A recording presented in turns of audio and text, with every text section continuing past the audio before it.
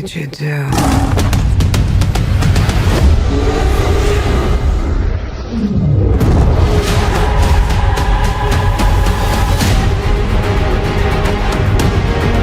You know, I'm not so keen on this one. I figure you are, but you know what? I'm ready to go.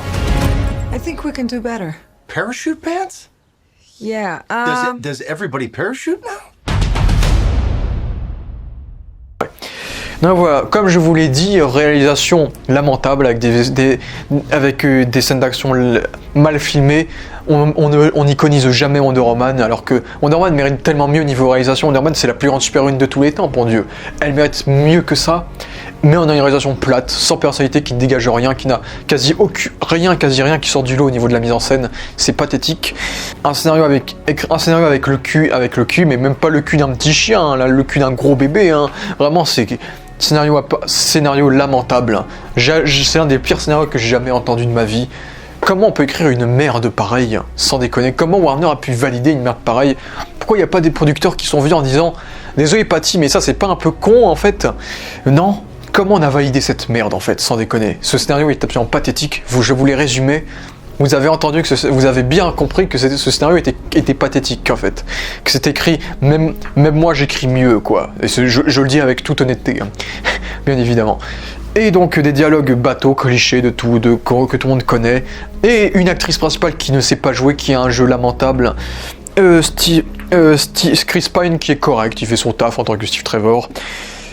Les deux seuls acteurs à retenir du film, c'est Kristen Wiig, qui est la seule vraie actrice vraiment correcte du film, qui fait vraiment bien son taf, vraiment correctement, sans que ça dépasse. Et Pedro Pascal, qu'est-ce qu'il fait là? Mando, pourquoi tu es là? Tout le monde t'aime, pourquoi es-tu là? Que fais-tu là-dedans, mon Dieu? Qui est à fond? Et c'est le seul truc qui peut faire plaisir, c'est que Pedro Pascal, on voit qu'il a pris son pied en jouant dans ce film, qu'il a kiffé. Hein. Et ça, c'était cool. Ça, je suis content pour Pedro Pascal. C'était cool pour lui. Hein. Et je trouve que dans son cabotinage marche bien avec le côté années 80, avec des côtés méchants, très méchants. Donc son jeu était personnellement, ça m'a pas dérangé. Donc comme je l'ai dit, une musique pathétique d'Hans Zimmer qui a plagié plusieurs musiques et qui a fait une BO complètement oubliable, mais je lui pardonne parce que comme je l'ai dit, toutes les musiques intéressantes ont été coupées du film et vous pouvez les retrouver sur YouTube. Ça s'appelle Wonder Woman 1984 Sketches, c'est comme sketch avec ES à la fin, juste après. Voilà, vous pouvez écouter des morceaux bien plus intéressants que tout ce que l'on a eu dans le film. Et zéro cohérence avec les autres films de DC également, même avec Wonder Woman le film lui-même, même avec le premier film, ce n'est pas cohérent, c'est dire à quel point Patty Jenkins est nulle en fait, elle devrait même pas construire des sagas, non. Donc voilà, je viens de vous le dire, et à montage, le film est lent, le film est chiant. Le film au début c'est plutôt rythmé, t'as les deux scènes d'action, et ensuite t'as toute la partie avec on rencontre Barbara, on rencontre Maxwell Lord, et là on s'emmerde, et t'as pas de scène d'action avant 1h30 de film en fait, et vraiment t'as un gros ventre mou qui est extrêmement chiant dans le film, et ça vraiment, ça servait à rien, c'est un chiant as fuck. Après, le seul avantage c'est que les méchants sont meilleurs que dans le premier film, vu que Cheetah est plutôt réussi en général, c'est juste que son design en Cheetah est pas trop mal, mais fait avec des effets spéciaux dégueulasses. Mais le personnage a un développement plutôt correct, elle passe bien, elle est bien interprétée. C'est l'un des rares personnages assez irréprochables dans le film, on va dire. Même si ce n'est pas cohérent qu'elle ait pu faire un deuxième vœu, et plutôt cool qu'on puisse la voir un jour dans un autre film, Wonder Man 3, un truc avec la Justice League, je sais pas, vu que du coup à la fin on découvre, bon on ne sait pas comment, mais on découvre quand même, parce que je vous ai déjà dit que ce scénario était écrit avec le cul, que Cheetah n'a pas perdu son tout premier vœu, elle a juste perdu son deuxième. Parce qu'on voit qu'elle a le même design qu'avant qu'elle devienne Cheetah, donc c'est-à-dire qu'elle a toujours les pouvoirs de Wonder Man, ce qui signifie qu'elle ne peut pas vieillir et qu'on peut très bien la revoir toute jeune comme Wonder Man dans le présent en 2023, 2024, comme ils veulent. Donc c'est plutôt cool, sachant que Cheetah est la pire ennemie de Wonder Man, et donc ce serait cohérent qu'on la revoie dans plus qu'un seul film. Même si je vous en prie, dans le troisième, on veut voir de la mythologie grecque, on veut voir Hadès, on veut voir des trucs comme ça, on veut pas voir... Ça, c'était le petit film années 70, ça voilà, années 70-80, c'était nul, maintenant faites-nous un 3 qui est mieux, mais... Je sais que ce ne sera pas le cas, désolé. Voilà, je le dis comme ça. Vu que le 2 a marché, donc ils vont encore laisser Patty Jenkins écrire sa merde pour le 3. Donc voilà, le 3 je pense, sera peut-être l'une des premières fois que je skipperai un film d'ici de ma vie. Peut-être, parce que le 3, franchement... Je pense que je ne le materai pas au cinéma vu qu'il n'y aura plus de Covid entre temps, ça c'est sûr. Et puis merde, Patty Jenkins, merde quoi. Elle a fait un film Cléopâtre en plus avec Gal Gadot qui sait pas jouer, donc Gal Gadot en Cléopâtre, bordel de merde. Voilà. Et puis elle va faire un film Star Wars. Le prochain film Star Wars, c'est elle qui le fait.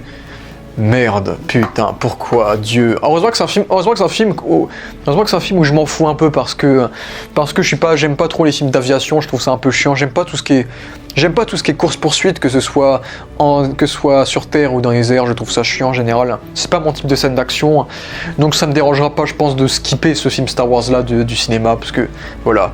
Même si on sait que Patty Jenkins, ça lui tient à cœur, vu qu'elle a un passif avec les pilotes par rapport à son père, et ça c'était plutôt touchant par contre.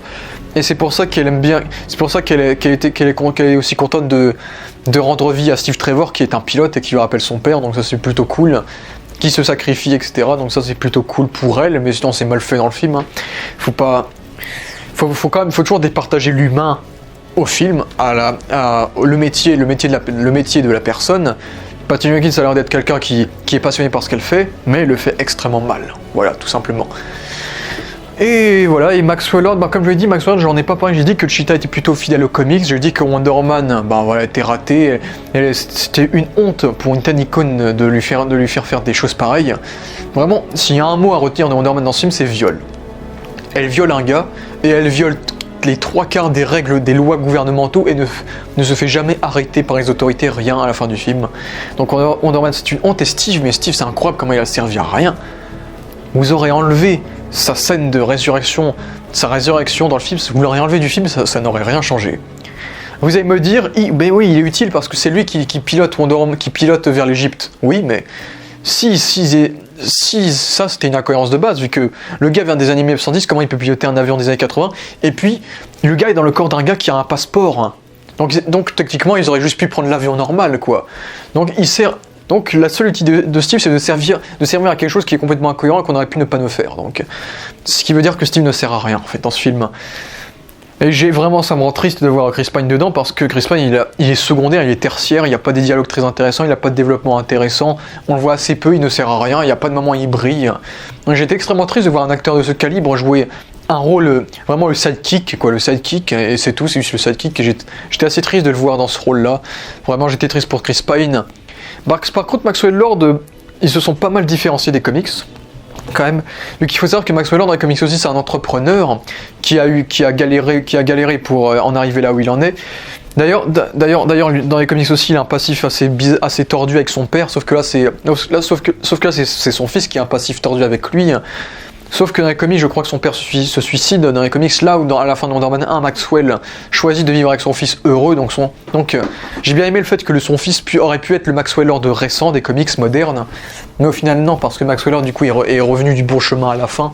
Même si c'est un cliché totalement illogique, parce que le gars, quand même, il était sur le point de détruire la Terre, quoi. Donc le gars, pour moi, il devrait aller en tôle à vie, hein, quand même.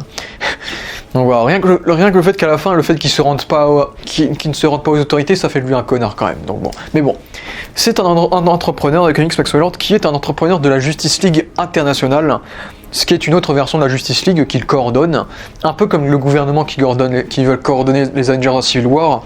C'est un peu leur patron, et c'est un gars a priori gentil, un bon entrepreneur, c'est leur mentor, il est sympa.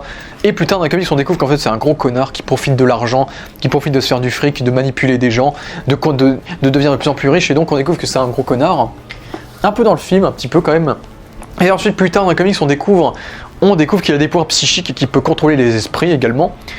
Et donc contrôler des gens qui peuvent faire tout ce que lui veut. Donc là, ça se rapproche un peu plus des comics, vu que là, on est sur un entrepreneur qui est pas dans le fond a priori méchant, mais qui a quand même des fonds un peu obscurs en lui, et qui a... Bon, dans Wonder Man, dans le film, c'est parce qu'il a absorbé la pierre. Dans le film, il a absorbé la pierre, et donc là, il a des problèmes, il a des pouvoirs psychiques, entre guillemets. Du coup, il contrôle les gens. Donc ça, c'était plutôt sympa. Et puis dans les comics, il faut savoir que Wonder Woman le tue, et c'est pour ça, parce que du coup, dans les comics, c'est un vrai connard qui a tué des super-héros, qui a tué Blue Beetle, et donc Wonder Woman va lui briser la nuque, parce qu'en gros, ça c'était plutôt cool d'ailleurs. Le plan de fin de Maxwell Lord est adapté des comics. En gros, Maxwell Lord va utiliser le satellite mondial qui s'appelle OMAC, qui est une espèce de satellite robotique vilaine dans les comics. Il va utiliser ce satellite robotique pour contrôler les gens et les forcer à devenir des cyborgs, je crois, dans les comics. C'est un truc de comics, donc c'est normal que ce soit débile. Et le truc, c'est qu'ils ont fait quasi la même chose avec le film, où Maxwell Lord va essayer de se connecter grâce à un satellite des Américains, conspirationniste a priori, avec un satellite pour contrôler les gens et pour leur obliger à faire et pour pour faire en sorte qu'ils fassent tous leurs vœux. Donc j'ai bien aimé cette référence aux comics. Et donc tout est filmé, Maxwell Lord est filmé. Et donc t'as Maxwell Lord qui contrôle Superman dans le comics. Et donc Wonder Man, sachant que Wonder Man ne peut pas battre Superman, choisit de briser sa règle de gentille héroïne et donc va craquer la nuque de Maxwell Lord et donc le tuer en gros. Ce qu'elle a failli faire dans la scène de la Maison Blanche où en fait Wonder Man ligote Maxwell Lord avec son lasso comme dans la scène de la Maison Blanche et ensuite lui claque la nuque. Bon, là, du coup, ils avaient fait une référence à ça, vu qu'il avait ligoté la Maison Blanche, mais il n'a pas claqué la nuque. Et donc, à la fin du film, ils ont évité également de faire ça, et donc ils ont réussi à remettre Maxwell Lord du bon chemin. Donc, au fait, ils ont quand même adapté un arc des comics plutôt intéressant, mais ils l'ont refait à leur sauce, et à la limite, ça c'était un truc qui était correct, on va dire. Donc voilà, c'était un personnage correct, c'était un bon méchant, c'était un méchant pas très méchant, mais le truc c'est que, putain, c'est tellement pris à la légère ce qu'il a fait, alors que le gars, il a fait des conneries incroyables, quoi. Et puis je suis quand même triste qu'on n'ait pas eu droit à des caméos. On aurait pu avoir, par exemple, pendant que Maxwell Lord ordonne à tout le monde de faire ses vœux, on aurait pu avoir un droit au père de Lex Luthor qui aurait souhaité de faire le vœu de créer une entreprise, et sa contrainte à lui ce serait que son fils le tue, comme dans BVS, ou que Bruce Wayne aimerait que ses parents reviennent à la vie, donc là il y a ses parents qui reviennent à la vie mais ils disparaissent quand Maxwell Lord perd. Ils auraient pu faire des références intéressantes, mais non, ils l'ont pas fait. Voilà, c'est vrai que le côté univers connecté, ça me manque un petit peu quand même dans cet univers, un peu quand même. Même si j'accepte la liberté artistique, mais quand t'es dans un film avec une liberté artistique complètement nulle, mais libre, tant qu'à faire, faites un truc comme Marvel, faites des connexions, c'est toujours mieux. Donc voilà, j'ai quasiment tout dit. Le seul truc que j'ai envie de développer pour la dernière fois, c'est le côté années 80, il y avait tellement de choses à faire dans les années 80. Au lieu de plonger dans ce mood que Stranger Things et Hit, bon, je dirais que la base de ça, c'est les Gardiens de la Galaxie, avec les musiques. C'est vraiment les Gardiens qui ont commencé à créer cette vibe années 80 que tous les films font maintenant.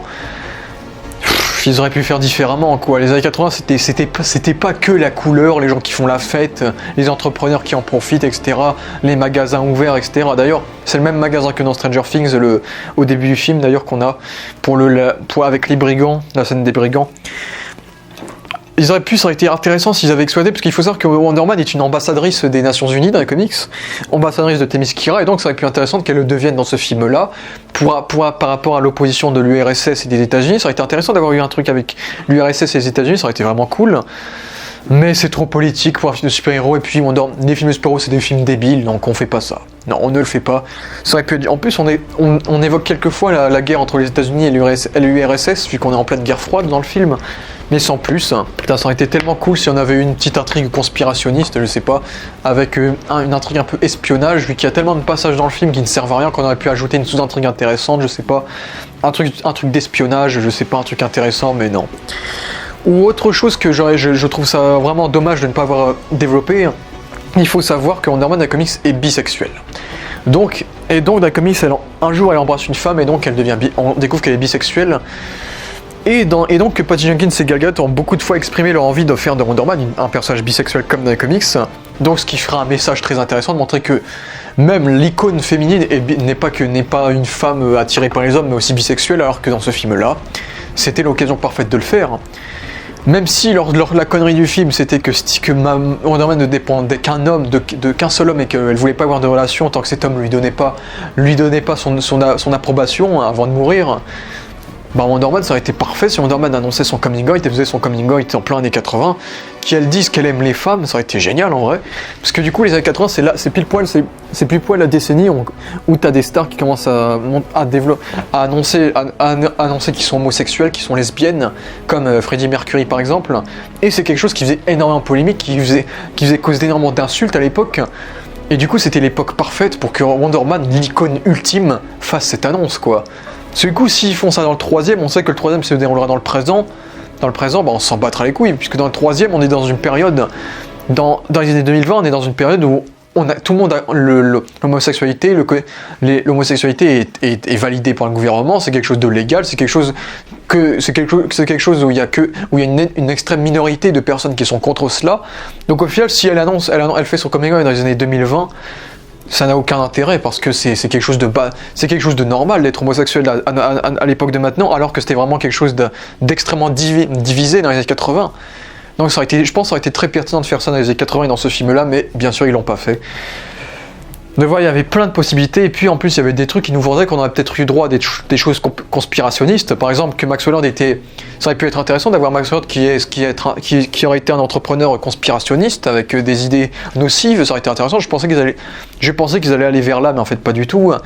Donc je suis extrêmement déçu qu'on reste dans la vibe les années 80, c'était cool quand même, au lieu d'aller dans quelque chose de plus différent, de plus sérieux, ça aurait été plus intéressant. Donc donc moi aussi le manque d'utilisation des années 80 m'a pas mal déçu. Donc voilà. Voilà. Je crois que je vous ai assez dit que Wonder Man 1984 c'était une merde, c'était raté. Rien à sauver, je pense que c'est pire, peut-être pire, hein, je sais pas. Je sais pas si c'est pire que Thor 2 dans MCU, hein, je sais pas.